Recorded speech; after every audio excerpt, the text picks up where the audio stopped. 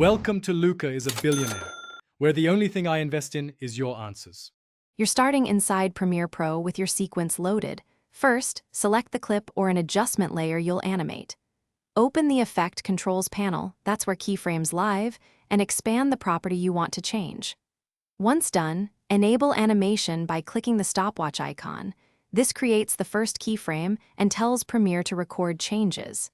Make sure you're on the correct track and that the clip has effects applied, because without a parameter, to change the graph won't appear. Now you'll open the actual keyframe graph. In Effect Controls, find the small graph editor icon near the property's keyframe strip and click it. This toggles the graph view for that parameter. Choose between the spatial graph for motion paths or the temporal graph for speed and easing. You need the right view to edit curves effectively. Then zoom and pan the graph so your keyframes fill the view. Doing this makes it easier to adjust Bezier handles and fine-tune interpolation. Finish by refining motion with the graph.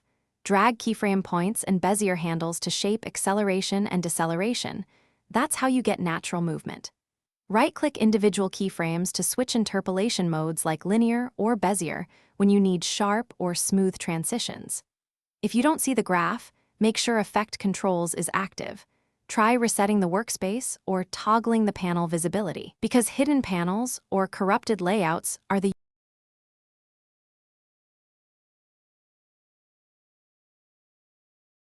Thanks for watching and please subscribe. It's the best investment you'll ever make.